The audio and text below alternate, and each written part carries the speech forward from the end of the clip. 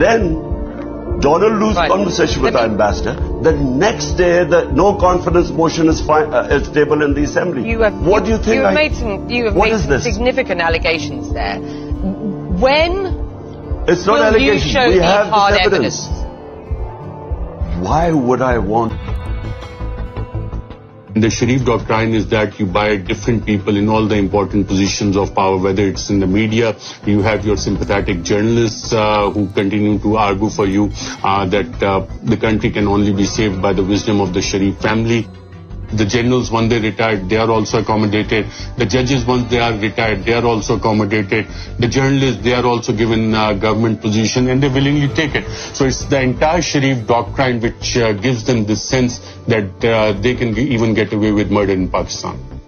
बिस्मिल्लाहिर्रहमानिर्रहीम अस्सलाम वालेकुम। अरशद शरीफ शहीद ने अपनी पूरी ज़िंदगी लगाकर जो सबूत जमा किए और जिन सबूतों की रोशनी में उन्होंने एक डॉक्यूमेंट्री का जो है वो पाकिस्तानियों को बताया था कि उनकी मौत के बाद एक डॉक्यूमेंट्री जो है वो जारी की जाएगी जिसके अंदर तमाम लोगों की करप्शन के सबूत मौजूद होंगे। तो वो डॉक्यूमेंट्री मूवी जो है वो अब मार्केट में लॉन्च कर दी गई है। आप इस वीडियो को देखिए और आपको पता चलेगा कि कौन कौन से लोग जो हैं वो करप्शन करते रहे हैं और इसके अंदर मौजूद उन सहाफ़ियों के बयानात भी हैं जो कि इंटरनेशनल लेवल के सहाफ़ी हैं जिनके ऊपर करप्शन का और झूठ का हम सोच भी नहीं सकते। वीडियो देखिए, पसंद आए तो लाइक भी कीजिए और शेयर भी कीजिए।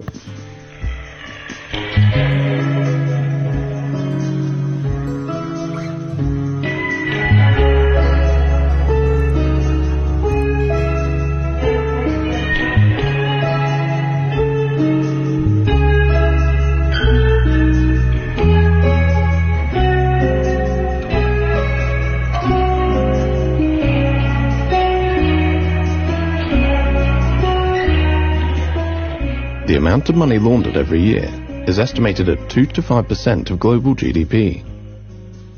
2% of global GDP is roughly equal to the combined GDP of Turkey, the Philippines, Bangladesh, Sri Lanka and Pakistan. Over $500 billion flows out of developing countries each year. Much of this money flows into Western economies via complex offshore structures.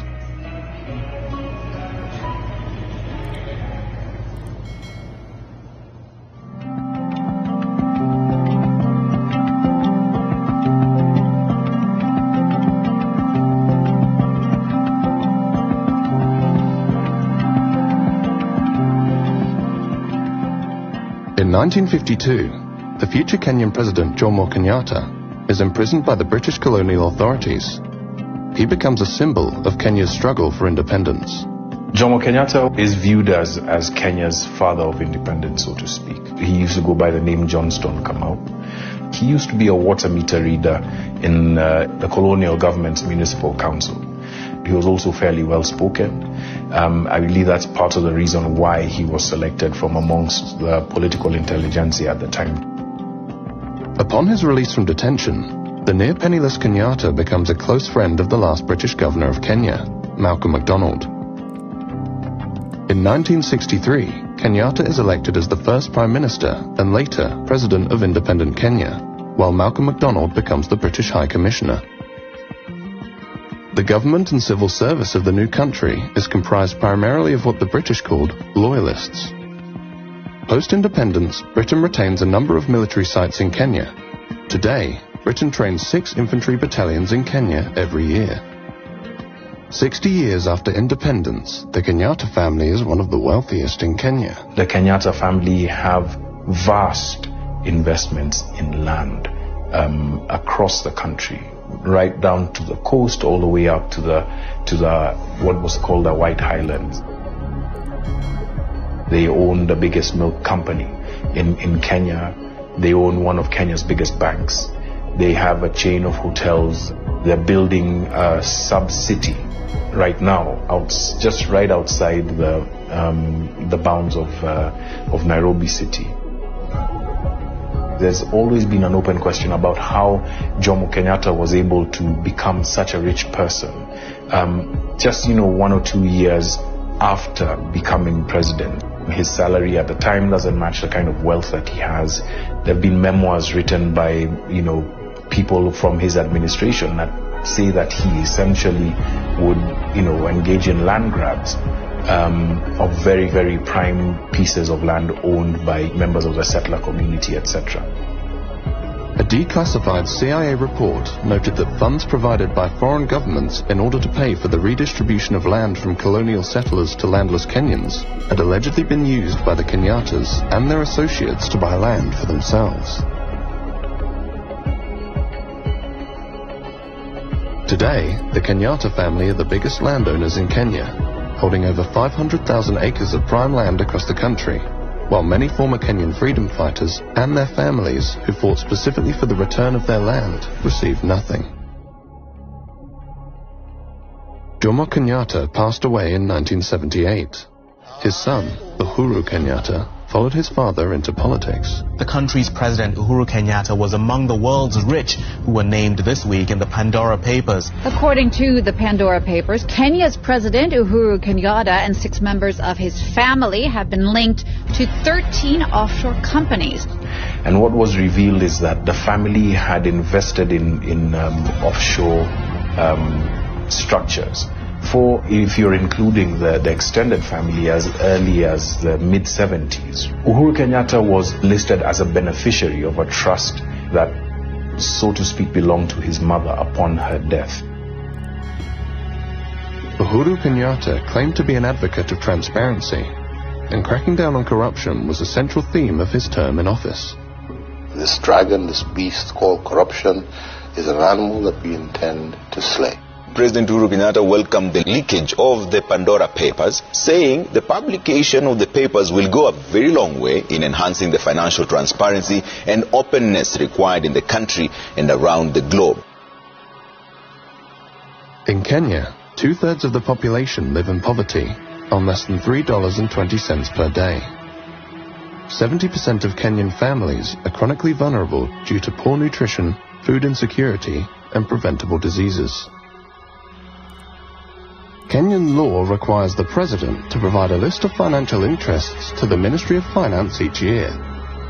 What we own, what we have, is open to the public, and we declare every year. And I've always said, if there is an instance where somebody can say that what we have done or obtained has not been legitimate, say so.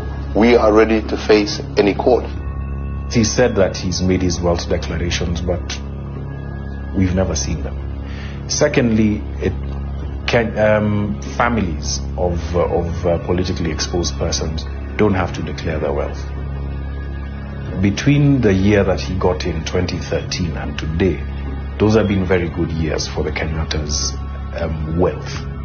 There is this feeling that the Kenyatas, as well as other political elite, they have become fabulously wealthy at a time when Kenya is suffering from the worst levels of corruption that it has seen in years. How it's been described is that there's been one rule for the elite, especially the elite that's connected to power, and another for everybody else. So that's what the perception is. I think I'll leave it at that. The Kenyatas are what are known as politically exposed persons, or PEPs. A politically exposed person is someone who holds a public function and as a result presents a higher risk of being involved in bribery or corruption.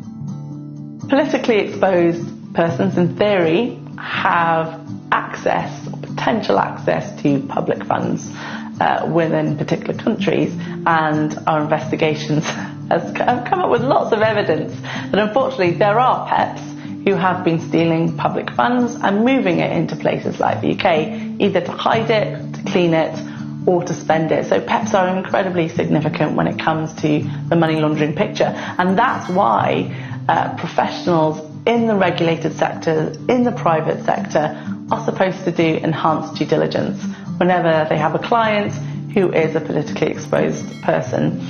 Unfortunately, there are multiple cases that we have found where that clearly hasn't happened. I could think of one, former political official who was accused of embezzling a lot of money. This was splashed all over the internet. Within the 5 years following that, this person was able to open several UK bank accounts, took out a few mortgages on UK houses, opened a UK company. Can you share who that person was? because of slap suits in the UK, which I'm sure you're really aware of. We're very aware of them, unfortunately. I have to literally libel check everything I say, learn it like a script, and then say it. So I can't. Even if that is already in the public domain? Yeah. It's a big issue. Journalists like yourselves, NGOs like us, are often targeted by very expensive lawyers in London, unfortunately, who take on dubious clients and basically pursue NGOs, pursue journalists for daring to mention the corrupt dealings of these people.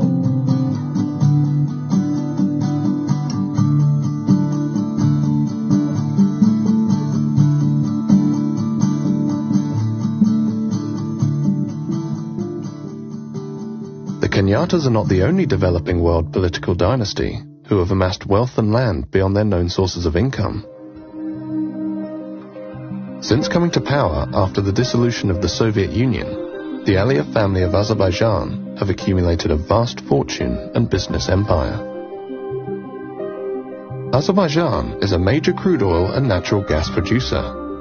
Fossil fuels are so abundant that surface oil deposits have burnt for centuries.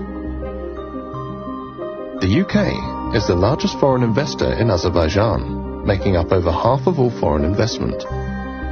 The Aliyev family is the richest family in Azerbaijan. They came to power in 1993 when Heydar Aliyev, a former KGB general and Secretary General of Azerbaijan Soviet Republic, orchestrated a coup. In 1993, Heydar Aliyev seized power in a coup. Shortly before Heydar Aliyev's death, his son, Ilham Aliyev, took over as president and has remained in power ever since. BP arrived in Azerbaijan in 1992, and after the coup, signed a secret deal with the new president. Today, BP is the largest foreign oil company in Azerbaijan. The political opposition has always said that British Petroleum was responsible for the state coup. They brought Heydar Aliyev to power. I remember in 1993, during that difficult electoral and coup period, the British private security companies were doing something in Azerbaijan. Maybe they came to protect someone, high-level officials of British Petroleum. Or maybe they came to help protect members of the Aliyev family. We don't know. Nobody knows what is in this contract between British Petroleum and Aliyev. It's like biggest state secret in Azerbaijan. On its website, BP calls this contract the contract for the new century. The Aliyev family have vast business interests in Azerbaijan. Who is the owner of 5 biggest commercial banks in Azerbaijan? It's the Aliyev family. Who is the owner of the biggest private transportation company? It's the Aliyev family.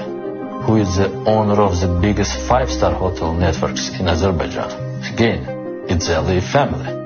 They privatized the state's biggest banks, and after they made themselves owner of these banks, they start using these banks to launder money.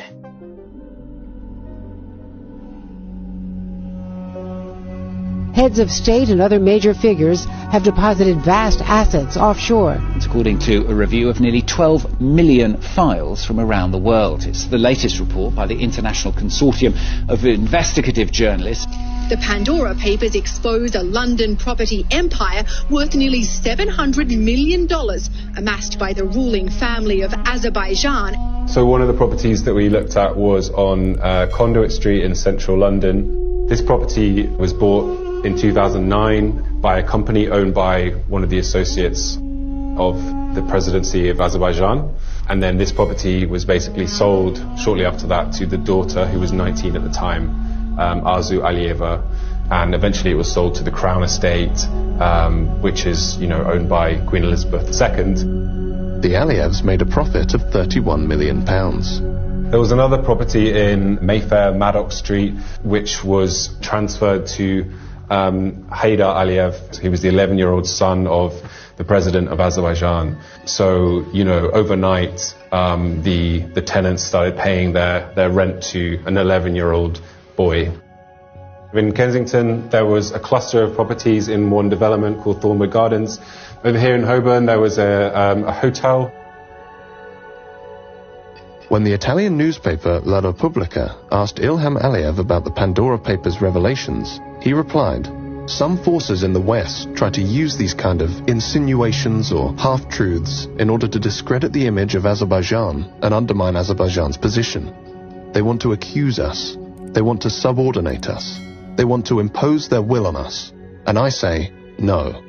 I will defend Azerbaijan, its sovereignty, its independence, its choice until the end of my life. And all these kind of dirty stories mean nothing to me and to the people of Azerbaijan."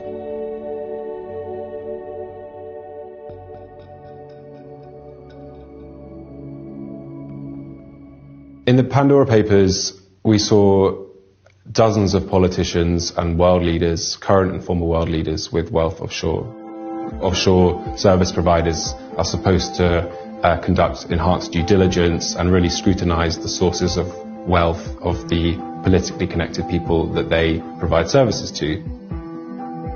The Pandora Papers revealed that offshore service providers did not conduct sufficient due diligence on their politically exposed clients. You know, there was some light Googling, running names through risk databases and things like that.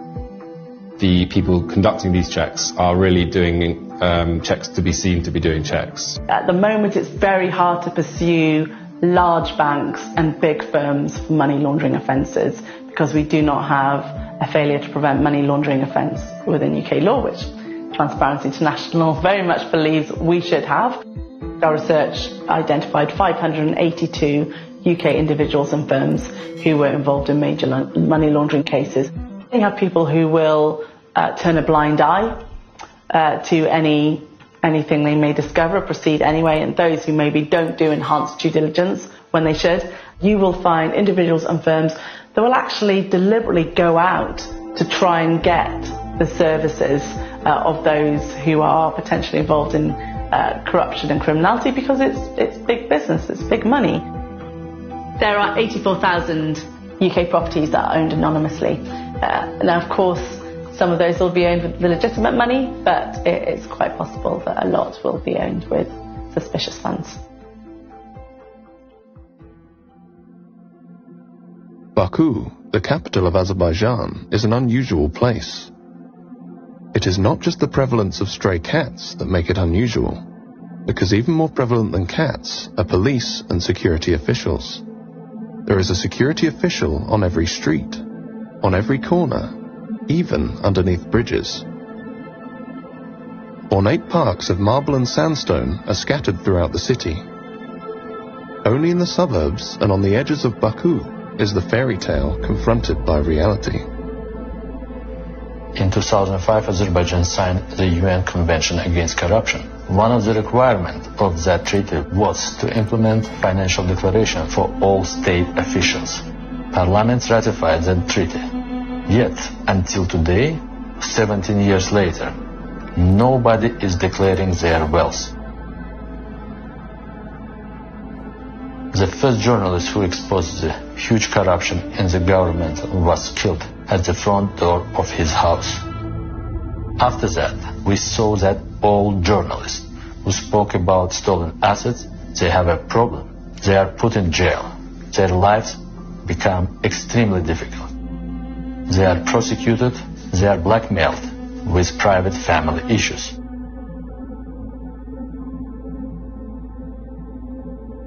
The National Crime Agency, or NCA, is tasked with investigating money laundering in the UK. I think there are reasonable grounds for the NCA to investigate assets owned by or linked to the Aliyev family in the UK. It's not always entirely clear how the presidential family has made their wealth. Some of that money, at least, came through money laundering systems, laundromats, which are known to have funneled illicit money out of Azerbaijan. We wanted to ask the NCA why they had not opened an investigation on the Aliyev family's assets in the UK. The NCA did not agree to speak to us. When I was in Azerbaijan, the British embassy occasionally invited us for breakfast with the ambassador and other British officials. They would tell us that they were afraid that if we did a strong investigation, we would put ourselves in trouble. They never give us any support to investigate corruption British politicians, including British politicians in the Council of Europe Parliamentary Assembly, tried to wash the negative image of Aliyev. You know who is the biggest lobbyist in Azerbaijan from the UK? He's the son of the Queen, Prince Andrew, Epstein's friend. He is also a friend of Aliyev, a very good friend. Every 5 years, the people of Azerbaijan elect a president. And every 5 years since 1993, that president's name has been Mr. Aliyev. In the 2008 election, Mr. Aliyev received 89% of the vote. In 2013, he received 84.5%, and in 2018, he received 86% of the vote. During the 2018 election, Emin Huseynov worked for an NGO investigating electoral violations. We observed the elections and discovered irregularities. After that, the government closed down our NGO. They confiscated all our equipment. They put most of us in jail. I decided to escape. The police in Azerbaijan were looking for me as if I was the #1 terrorist in the country. They put my photo at the entrance of all metro stations. The taxi drivers and the bus drivers had my photo. I changed my appearance. I grew a beard and dyed my hair blonde. Secret agents were waiting in front of the Swiss embassy. They asked the guard, "Have you checked him?" And the guard replied, "This is not the guy you are looking for. The guy is a foreigner." Switzerland protected me. And after 10 months, the head of the Swiss Ministry of Foreign Affairs came to Azerbaijan, and he was able to take me with him to Switzerland. After that, President Aliyev illegally cancelled my passport and he stripped me of my citizenship.